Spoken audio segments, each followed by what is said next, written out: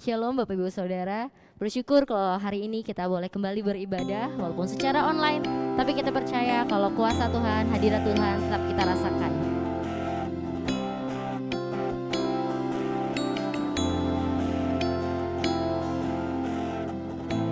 Firman terangi jalanku, perisai iman di setiap waktu, lindungiku dari segala, tak pernah ku ragu karena Dia bersamaku, setia menjaga dengan kuasa mulia. Hanya di dalam namanya Yesus, Dia sumber pengharapan di sepanjang hidupku. Hanya di dalam kuasa-Nya pasti tersedia kemenangan bagiku selama-lamanya.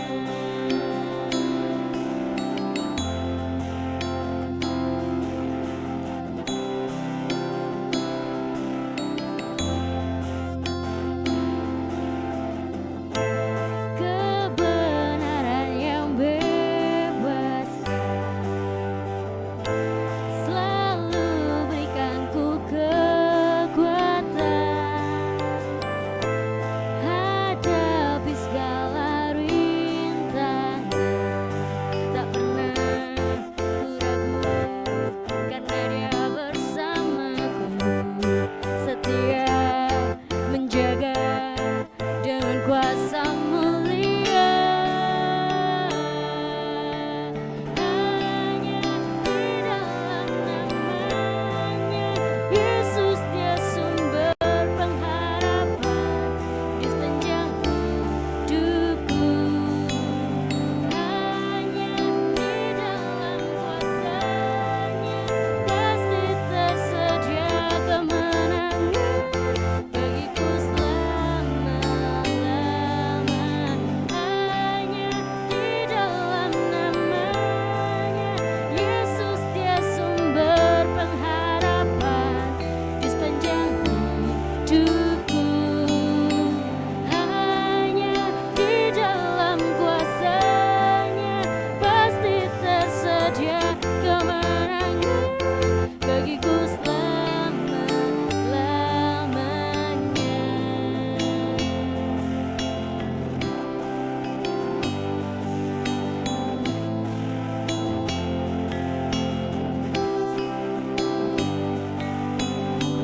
Dalam namanya ada pengharapan, dalam kuasa-Nya kemenangan. Hanya di dalam namanya Yesus, Dia sumber pengharapan di sepanjang hidupku. Hanya di dalam kuasa-Nya pasti tersedia kemenangan bagiku selama-lamanya. Hanya di dalam namanya Yesus, Dia sumber pengharapan di sepanjang hidupku. Hanya di dalam kuasa-Nya pasti tersedia kemenangan bagiku selama-lamanya. Dalam namanya ada pengharapan, dalam kuasa-Nya kemenangan. Haleluya, haleluya. Sungguh kami percaya Tuhan, Engkaulah Tuhan sumber kekuatan kami. Hanya ada dalam-Mu Tuhan kami boleh beroleh pengharapan Tuhan. Hanya Engkau satu-satunya kekuatan dalam kehidupan kami Tuhan Yesus. Terima kasih Tuhan Yesus. Terima kasih Tuhan Yesus.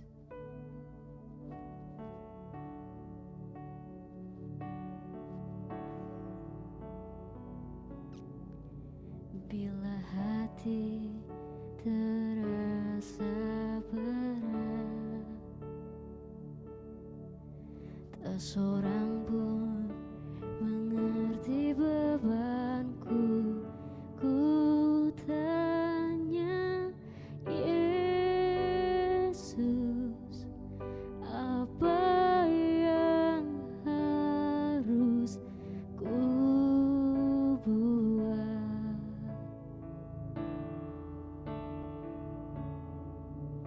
Dia berfirman, mari datanglah. Dia selalu pedulikan aku. Ku datang Yesus, Dia pikul segala bebanku. Sujud di altarnya, ku bawa hidupku. Ku terima anugerahnya, Dia ampuniku dan bebaskanku. Dia ubah hidupku, baharui hatiku. Sesuatu terjadi saat datang di altarnya.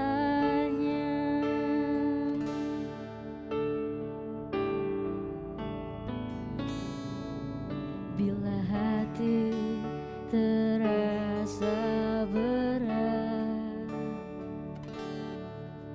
tak seorang pun mengerti bebanku. Ku tanya Yesus, apa yang harus ku buat?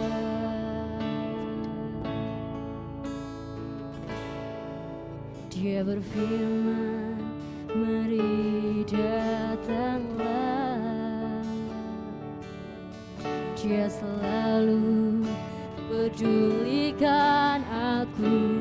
Ku datang Yesus, Dia pikul segala bebanku. Sujud di altarnya,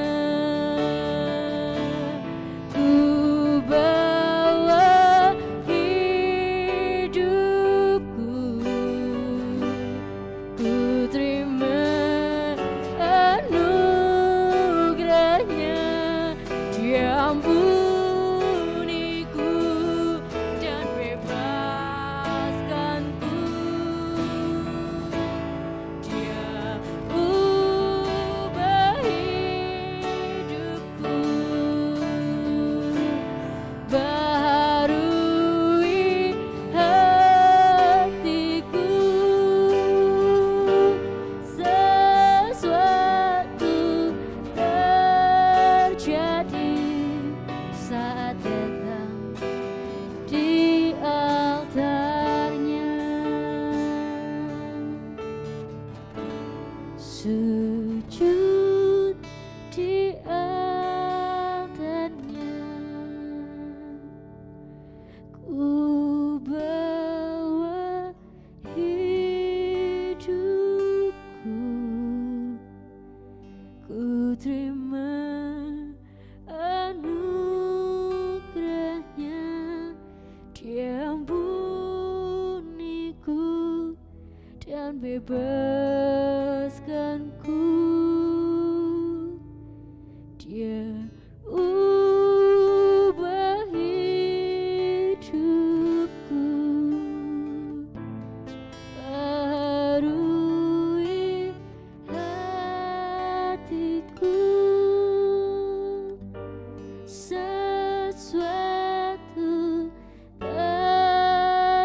terjadi saat datang di altarnya. Sujud di altarnya,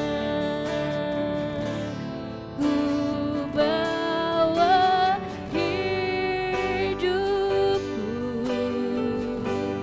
ku terima anugerahnya. Dia ampuniku dan bebaskanku. Dia ubah hidupku, barui hatiku. Sesuatu terjadi saat datang di altarnya. Kami mau sujud di hadapan-Mu Tuhan, sujud di altarnya. Ku bawa hidupku, ku terima anugerahnya. Dia ampuniku dan bebaskanku. Oh, Dia ubah hidupku, barui hatiku. Sesuatu terjadi saat datang di altarnya. Mukjizat terjadi, pemulihan terjadi, kesembuhan terjadi saat datang di altarnya. Oh, haleluya. Oh, haleluya.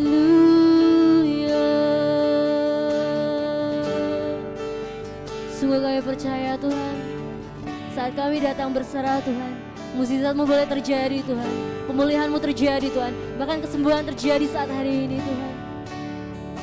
Ini kami Tuhan, ini hidup kami Tuhan, ini hati kami Tuhan. Kami serahkan segalanya ke dalam tangan-Mu Tuhan. Oh,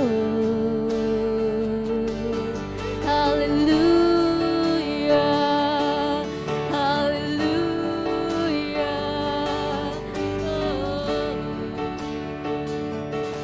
sungguh Kau layak ditinggikan, sungguh Kau layak ditinggikan. Tiada Tuhan seperti-Mu, tiada yang seperti-Mu Tuhan.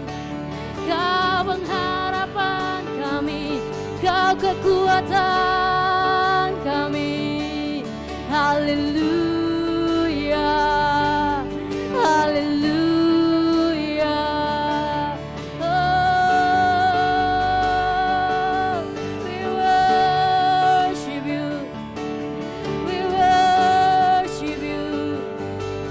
Kami sembah Kau Tuhan, Kau Raja di atas raja, Kau Bapa yang kekal.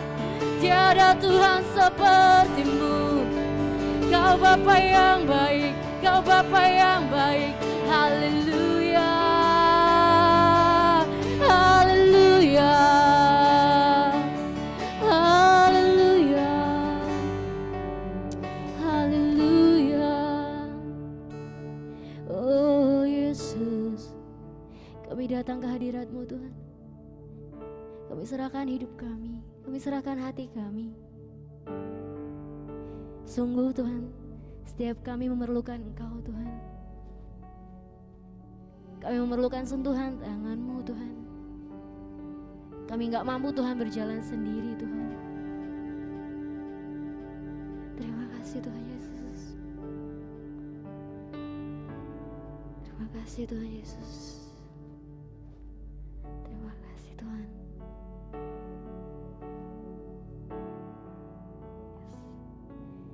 Kami perlukan keajaiban-Mu. Kami butuhkan sentuhan tangan-Mu. Kami tak dapat jalan sendiri. Kami perlu Kau Tuhan.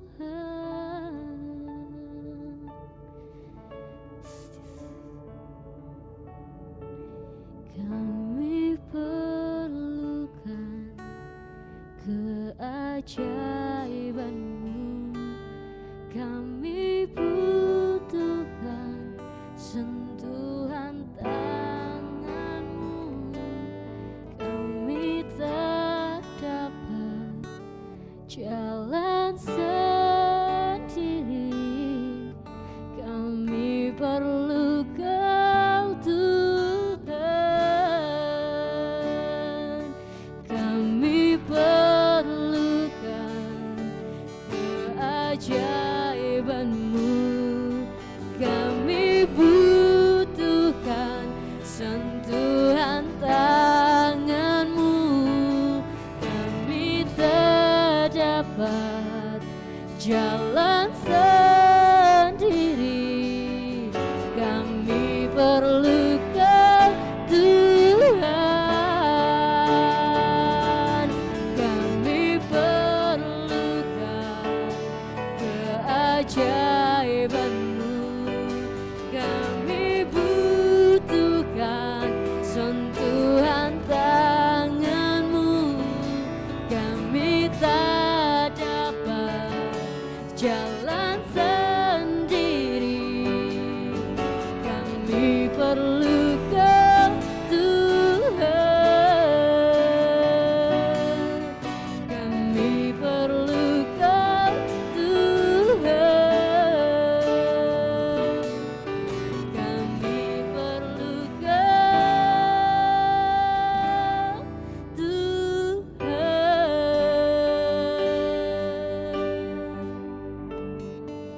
Ya Tuhan, ya Bapa, ini kami Tuhan, sungguh kami memerlukan Engkau Tuhan. Dalam masa-masa seperti ini Tuhan, kami gak tahu Tuhan apa yang harus kami lakukan. Mungkin kami gak tahu Tuhan apa yang harus kami perbuat. Tapi kami yakin percaya Tuhan, saat kami datang ke hadirat-Mu, saat kami datang menyembah-Mu Tuhan, kami boleh Tuhan menerima mukjizat-mukjizat yang terjadi Tuhan dalam kehidupan kami Tuhan. Terima kasih Tuhan Yesus, terima kasih Bapa. Biar kiranya Tuhan setiap pujian, penyembahan yang kami naikkan semuanya boleh menyenangkan hati-Mu Tuhan. Sebentar Tuhan kami akan mendengarkan firman-Mu Tuhan. Kami yakin percaya Tuhan firman-Mu Tuhan boleh menjadi kekuatan untuk kami. Firman-Mu Tuhan boleh menjadi penghiburan yang baru untuk kami, sukacita yang baru untuk setiap kami Tuhan. Kami yakin percaya juga Tuhan Kau yang berkati Tuhan hamba-Mu Tuhan. Terima kasih Tuhan Yesus, terima kasih Bapa. Kami siap Tuhan untuk mendengarkan firman-Mu. Di dalam nama Tuhan Yesus Kristus kami berdoa, kami bersyukur. Haleluya, amin.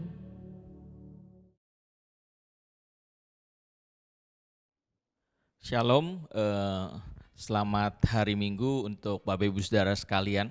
Walaupun kita tidak berjumpa, bertatap langsung, saya percaya pada saat ini di mana Bapak Ibu Saudara sekalian menyaksikan video ini, ibadah ini, saya percaya Bapak Ibu Saudara sekalian akan menerima berkat daripada Tuhan. Karena saya percaya Tuhan hadir dimanapun kita berada. Bapak Ibu Saudara sekalian, pada saat ini saya ingin menyampaikan firman Tuhan yang berjudul yaitu tribulation.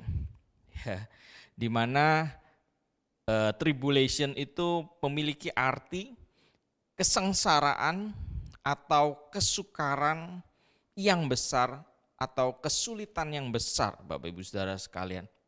ya, atau bahasa yang mudah kita dengar, sering kita dengar, yaitu penderitaan. Nah, di dalam Yohanes pasal 16 ayat yang ke-33, di sana firman Tuhan berkata, semuanya itu kukatakan kepadamu supaya kamu beroleh damai sejahtera dalam aku. Dalam dunia kamu menderita penganiayaan, tetapi kuatkanlah hatimu, aku telah mengalahkan dunia. Ya, di situ firman Tuhan berkata, apa? Dalam dunia kamu menderita penganiayaan. Ya, ada penderitaan, penganiayaan. Ya, dalam bahasa Inggrisnya di sana tertulis yaitu tribulation. Masa kesengsaraan, kesukaran yang besar, kesulitan yang besar. Nah, kalau dalam terjemahan sederhana Indonesia atau TSI, ya, di situ kita akan menemukan lebih jelas lagi, ya, di mana di sana tertulis yaitu menderita. Ya, saya bacakan Bapak Ibu Saudara sekalian, Yohanes pasal yang ke-16 ayatnya yang ke-33. Semuanya ini kukatakan kepada kalian masing-masing yang sudah bersatu dengan aku, supaya kamu bisa hidup dengan hati yang tenang. Dalam dunia ini kamu pasti menderita, tetapi kuatkanlah hatimu karena aku sudah mengalahkan dunia. Ya, ayat ini diperuntukkan untuk setiap kita orang-orang yang sudah percaya, menerima Kristus sebagai Tuhan dan Juru Selamat. Ya, karena di sana tertulis yang sudah bersatu dengan aku. Ya, kita orang-orang percaya sudah bersatu dengan Dia. Dan ini adalah pesan message untuk Bapak Ibu Saudara sekalian yang sudah percaya. Ya, bahwa apa? Bahwa ada penderitaan. Ya, tapi firman Tuhan berkata apa? Kuatkanlah hatimu karena aku sudah mengalahkan dunia ini. Jadi yang pertama Bapak Ibu Saudara sekalian, melalui firman Tuhan kita dapat belajar mengenai penderitaan. Bahwa apa? Bahwa menderita adalah sebuah kepastian. Ya, tadi kita baca bersama apa? Kamu pasti menderita. Menderita adalah sebuah kepastian. Kita semua mengalami penderitaan. Bahkan bukan cuma kita orang Kristen, orang percaya, setiap orang mengalami yang namanya penderitaan, kesulitan, kesengsaraan. Kita nggak bisa lepas, nggak bisa luput. Ya, karena apa? Karena kita tinggal di dunia ini. Dunia yang sudah rusak oleh dosa, ya, dan kita menerima akibatnya. Bapak Ibu Saudara sekalian, ya, ada yang namanya kesakitan, ada yang namanya kematian, Bapak Ibu Saudara sekalian. Pada saat Adam dan Hawa belum jatuh dalam dosa, memang ya gak ada hal-hal tersebut. Manusia hidup kekal. Tapi saat manusia sudah jatuh dalam dosa, dunia rusak, kita mengalami hal tersebut. Ya, semua manusia. Ya, terlebih kita orang-orang yang percaya. Jadi sekali lagi penderitaan itu adalah sebuah kepastian. Oleh sebab itu kalau kita lihat di dalam 1 Petrus pasal yang keempat ayatnya yang ke-12, 1 Petrus pasalnya yang keempat ayatnya yang ke-12, di sana firman Tuhan berkata, saudara-saudara yang kekasih, janganlah kamu heran akan nyali api siksaan yang datang kepadamu sebagai ujian, seolah-olah ada sesuatu yang luar biasa terjadi atas kamu. Ya, gak usah heran Bapak Ibu Saudara sekalian. Ya, kita akan mengalami hal tersebut, kesulitan, penderitaan. Dan firman Tuhan bilang apa? Itu ujian. Ya, kalau kita sekolah Bapak Ibu Saudara sekalian, anak-anak sekolah gak akan heran. Pasti ada yang namanya ujian. Kalau mau naik kelas pasti harus melewati ujian, nggak usah heran. Ya Bapak Ibu Saudara sekalian, ya. Dan di sana dijelaskan itu bukan hal yang luar biasa, itu hal yang biasa. Semua ya pasti akan mengalami hal tersebut. Bukan hal yang luar biasa Bapak Ibu Saudara sekalian. Ya. Nah, dan firman Tuhan mau mengingatkan hal ini supaya kita menyadari hal tersebut. Ya, kita tidak terhasut, kita tidak tertipu Bapak Ibu Saudara sekalian dengan orang-orang yang berkata, wah kalau ikut Tuhan mah baik-baik aja, wah kamu pasti akan bahagia, ada berkat, ada sukacita. Memang gak salah Bapak Ibu Saudara sekalian, tapi bukan berarti kita tidak akan mengalami kesulitan, bukan berarti kita tidak akan mengalami penderitaan Bapak Ibu Saudara sekalian. Ya, setiap kita akan mengalami hal tersebut. Ya, Bapak Ibu Saudara sekalian. Oleh sebab itu di dalam Yohanes 16 ayat 1 sampai 3, ya, di sana kita bisa melihat, di sana disampaikan mengenai kesulitan penderitaan itu khususnya untuk orang Kristen, untuk orang percaya. Kenapa disampaikan? Ya, di sana dikatakan ayat yang pertama, supaya kamu jangan kecewa dan menolak aku. Bapak Ibu Saudara sekalian, ya, banyak orang-orang yang jadi kecewa, akhirnya meninggalkan Tuhan. Kenapa?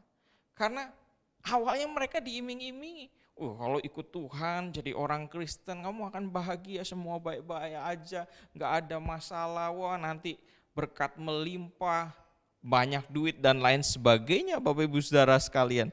Ya, itu yang dijanjikan, sehingga gak sedikit orang yang akhirnya kecewa, ya, bahkan meninggalkan Tuhan Bapak Ibu Saudara sekalian.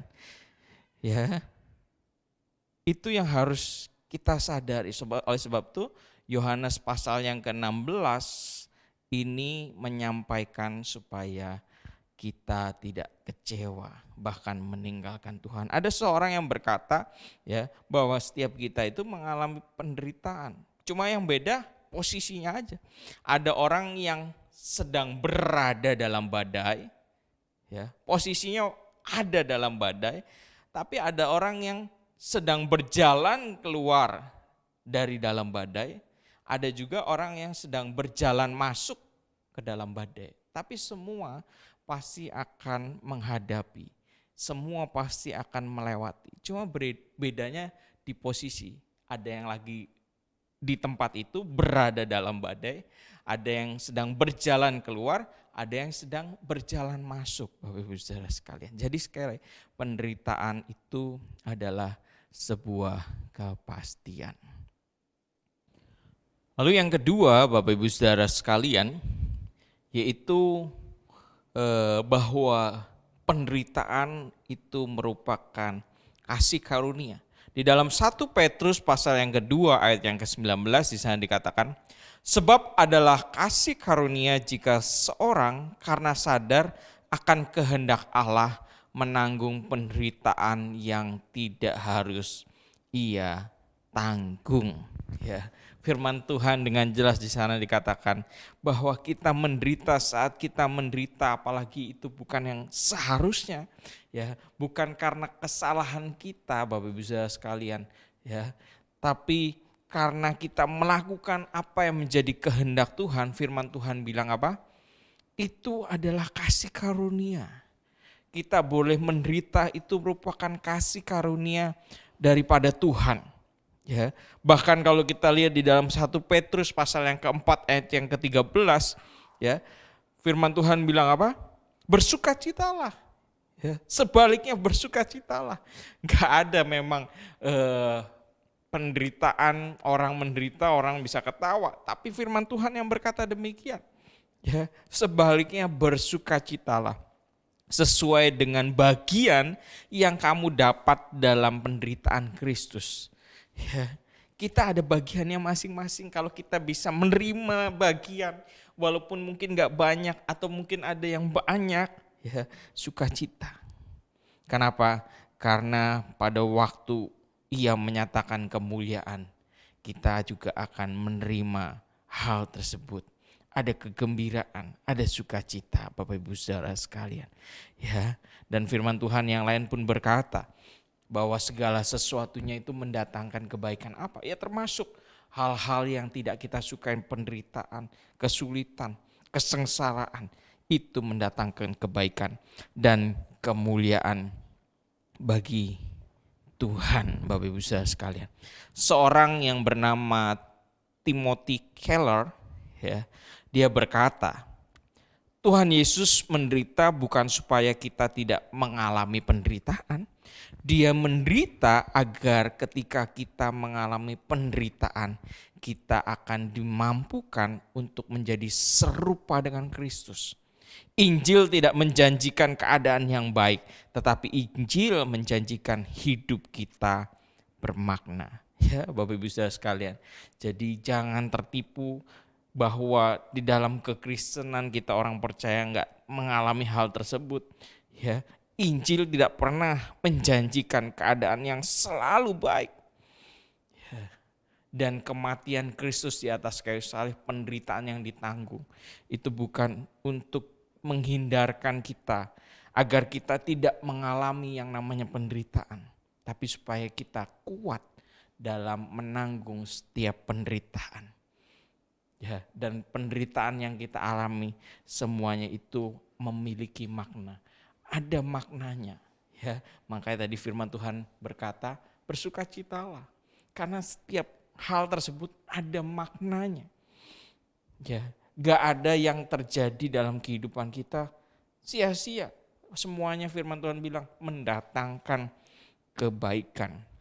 Satu orang lagi, ya, namanya Joni Eareckson Tada, perempuan Bapak Ibu ya, bukan laki-laki. Ini seorang perempuan, seorang motivator, dan pada suatu ketika dia mengalami sebuah musibah, ya, kecelakaan, dan itu membuat lehernya patah. Ya Bapak Ibu Saudara sekalian, kalau leher sampai patah Bapak Ibu Saudara sekalian, wah itu cukup berat, cukup parah, ya. Dan akhirnya membuat wanita ini dia nggak bisa jalan lagi, harus naik kursi roda, Bapak Ibu Saudara sekalian. Tetapi di tengah penderitaan, kesulitan yang dihadapi, ya Bapak Ibu Saudara sekalian, perempuan ini dapat membuat statement yang luar biasa. Ya, dia berkata bahwa Tuhan lebih peduli dalam mengubah aku untuk semakin serupa daripada meninggalkan dalam zona nyaman dan kenyamananku.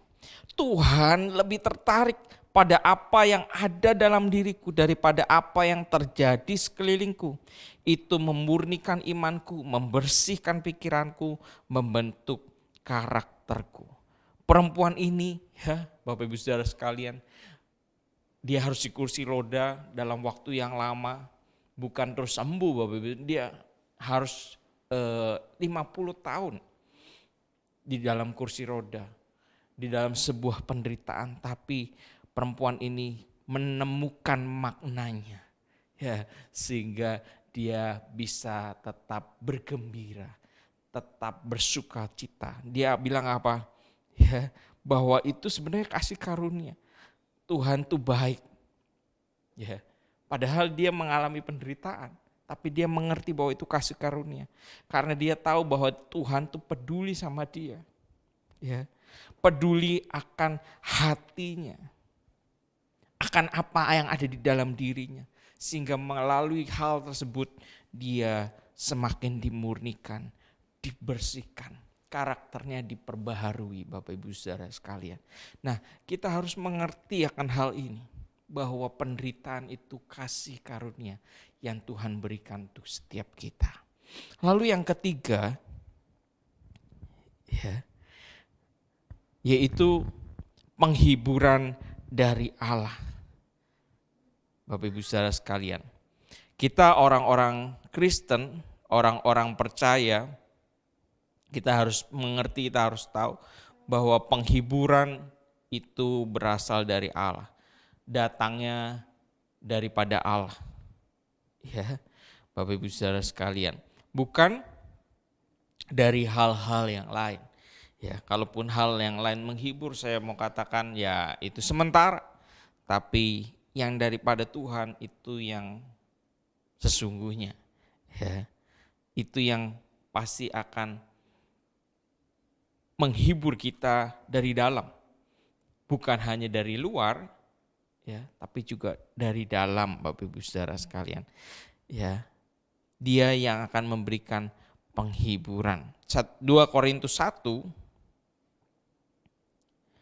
2 Korintus pasal yang pertama ayat yang ketiga dan ayatnya yang keempat. 2 Korintus pasal yang pertama ayat 3 dan 4 di sana dikatakan, terpujilah Allah Bapa Tuhan kita Yesus Kristus, Bapa yang penuh belas kasihan dan Allah sumber segala penghiburan, yang menghibur kami dalam segala penderitaan kami, sehingga kami sanggup menghibur mereka.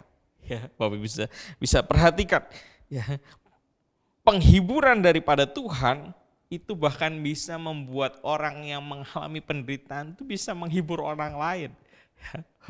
Suatu hal yang luar biasa. Bukan buat dirinya sendiri, tapi malah bisa menjadi berkat, bisa menghibur orang lain yang berada dalam bermacam-macam penderitaan dengan penghiburan yang kami terima sendiri daripada Allah. Ya. Jadi luar biasa Bapak Ibu Saudara sekalian, penghiburan dari Allah itu sanggup bukan hanya menghibur diri kita, bahkan bisa menjadi berkat, menghibur orang-orang yang ada di sekeliling kita yang mengalami hal yang sama. Nah, kenapa Bapak Ibu Saudara sampai bisa demikian penghiburan daripada Allah? Ya, karena Allah sendiri, Tuhan Yesus, Dia pernah mengalami penderitaan. Di dalam dunia ini Dia mengalami bermacam-macam penderitaan. Ya, Tuhan Yesus pernah mengalami sebuah ketakutan, Dia gentar, Dia sedih. Dalam Matius pasal yang ke-26, Matius pasal yang ke-26 ayat yang ke-37, di sana dikatakan, dan ia membawa Petrus dan kedua anak Zebedius sertanya, maka mulailah ia merasa sedih dan gentar. Ayat yang selanjutnya, lalu katanya kepada mereka, hatiku sangat sedih, seperti mau mati rasanya. Ya, tinggallah di sini dan berjaga-jagalah dengan aku. Mengalami sebuah ketakutan, gentar, bahkan campur dengan kesedihan. Ya, saat dia mau menghadapi apa? Kayu salib, Bapak Ibu Saudara sekalian. Ya. Kayu salib. Orang pada saat itu tahu bahwa kalau harus mati di atas kayu salib, wah itu sungguh ya, bukan hanya penderitaan secara fisik, ya, batin dan fisiknya, jiwanya dan fisiknya. Wah, fisiknya nggak main-main, nggak langsung mati Bapak Ibu Saudara sekalian, ya, sampai darahnya harus terkuras habis baru mati. Ya. Makanya Tuhan Yesus tahu betul betapa menyakitkan saat orang mengalami sebuah penderitaan. Ya. Betapa menyedihkan. Ya. Tuhan Yesus juga pernah di dalam Matius 26 ayat 56 ditinggalkan, merasa ditinggalkan. Orang-orang yang mestinya dekat, orang-orang yang mestinya support, ya, mendukung dia malah pergi. Ya. Coba kita lihat ayatnya yang ke-56 tadi di sana. Kembali dalam Matius pasal 26 ayatnya yang ke-56 di sana dikatakan, akan tetapi semua ini terjadi supaya genap yang ada tertulis dalam kitab nabi-nabi. Lalu semua murid itu meninggalkan dia dan melarikan diri. Seorang murid, para murid-muridnya gitu ya, yang mestinya dukung ada di belakang gurunya, tapi di sana dikatakan semua murid Bapak Ibu ditinggalkan. Dia mengalami hal tersebut. Ya, kalau ada di antara Bapak Ibu Saudara sekalian yang sekarang, aduh, kok kayaknya nggak ada yang mau nolong, semuanya pergi. Ya, tadinya semuanya datang, semuanya baik, sekarang kok kayak nggak ada.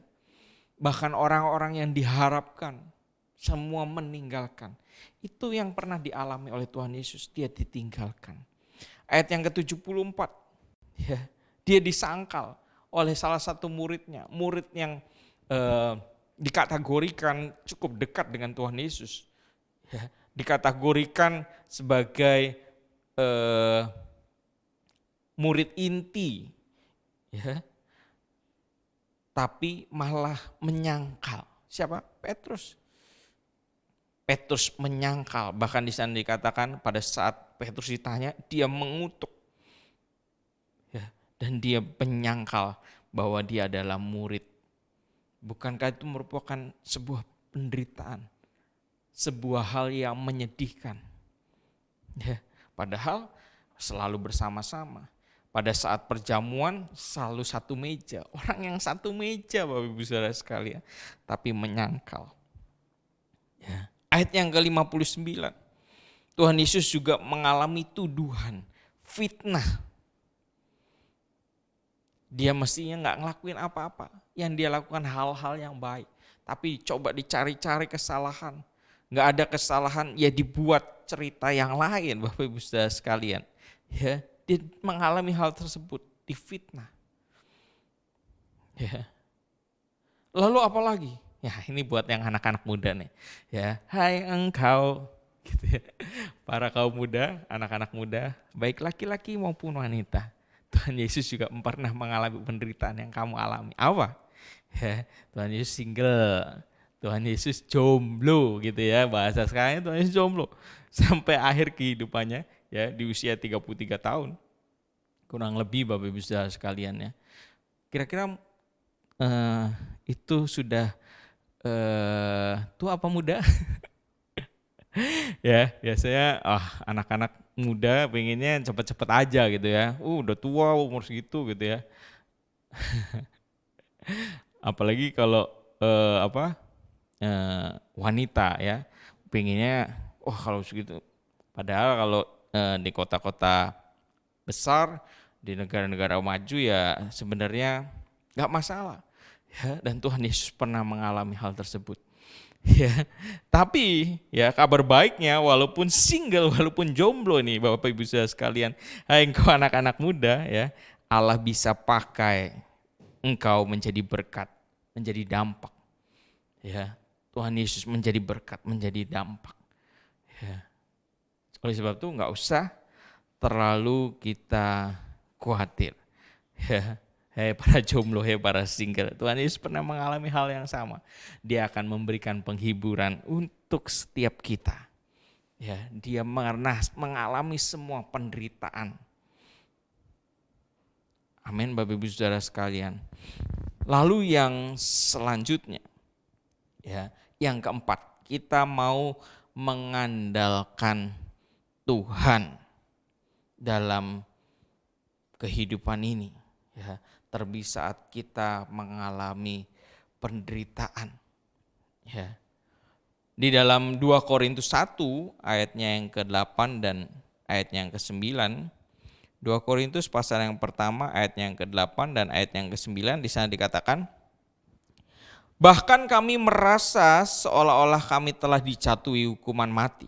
Tetapi hal itu terjadi supaya kami jangan menaruh kepercayaan pada diri kami sendiri, tetapi hanya kepada Allah yang membangkitkan orang-orang mati. Dari kematian yang begitu ngeri, Ia telah dan akan menyelamatkan kami. Kepadanya kami menaruh pengharapan kami bahwa Ia akan menyelamatkan kami lagi. Bapak Ibu Saudara sekalian, ya, di situ pada saat penderitaan, kesulitan, ya, bahkan di sana digambarkan seolah-olah kami telah dijatuhi hukuman mati. Ya, pernah Bapak Ibu Saudara sekalian mengalami hal tersebut? Dijatuhi hukuman mati itu orang, kayaknya udah gue nggak punya pengharapan lagi, gitu ya. Gue tinggal nunggu hari, tinggal nunggu waktu, gitu ya, Bapak Ibu Saudara sekalian. Ya, tapi apa? Karena hal tersebut itu mengajarkan akhirnya, ya, penulis mengandalkan Tuhan. Ya. Seringkali ini yang terjadi Bapak Ibu Saudara sekalian. Pada saat kita baik-baik aja, gak ada masalah yang berat yang sampai seperti ini, gitu ya. Seolah-olah kami dijatuhi hukuman mati, kita lupa sama Tuhan. Kita mengandalkan manusia. Tapi dengan kesulitan penderitaan yang begitu berat, kita dipaksa untuk mengandalkan Tuhan. Ya. Oleh sebab itu jangan nunggu dipaksa. Tapi kalau Bapak Ibu sudah sekalian mengalami hal yang sama seperti penulis alami, ya, penderitaan yang begitu berat, saya mau katakan kalian dipaksa. Bapak Ibu sudah sekarang sedang dipaksa. Mari andalkan Tuhan. Bapak Ibu saudara sekalian, dan kalau kita mengandalkan Tuhan, kita akan menyadari bahwa Dia menyertai kita. Kalau kita menyadari bahwa Tuhan kita menyertai kita, kita bisa seperti Daud. Di dalam Mazmur 23 ayat yang keempat di sana dikatakan, sekalipun aku berjalan dalam lembah kekelaman, ya, sekalipun gitu ya, aku tidak takut bahaya. Kenapa Daud tidak takut bahaya? Karena Daud tahu betul bahwa Tuhannya menyertai dia. Tuhannya adalah Tuhan yang dapat diandalkan. Tuhannya adalah Tuhan yang akan berperang ganti dia. Bapak Ibu saudara sekalian, ya. Jangan kita pakai kemampuan kita. 1 Petrus 5 ayat yang ke-7 di sana dikatakan, serahkanlah, ya, segala kekhawatiranmu kepadanya sebab Ia yang memelihara kamu. Ya, seringkali kita nggak mau serahkan, kita mau usaha sendiri. Mungkin Bapak Ibu saudara sekalian, kita terbiasa, mungkin dari muda kita melakukan segala sesuatunya sendirian. Semuanya dikerjain sendirian, bahkan mungkin jadi tulang punggung keluarga. Ya, saya mau katakan, mari serahkan. Ya, kalau hari-hari kemarin kita berusaha dengan kemampuan sendiri, mari dari sekarang kita mau belajar serahkan, mengandalkan Tuhan. Ya, Dia yang sudah memelihara engkau di hari-hari yang lalu, Dia pun akan memelihara engkau di hari-hari ke depan. Bapak Ibu saudara sekalian, ya. Dan sebuah kalimat terakhir dari saya, ya. Ketenangan sejati bukan ditemukan dari ketidakhadiran badai, melainkan ditemukan di tengah kehadiran Tuhan. Jadi Bapak Ibu saudara sekalian, jangan punya pikiran, yang penting gak ada masalah gitu ya. Jauh dari masalah gue bisa tenang gak? Saya mau katakan, ketenangan sejati bukan ditemukan dari ketidakhadiran badai.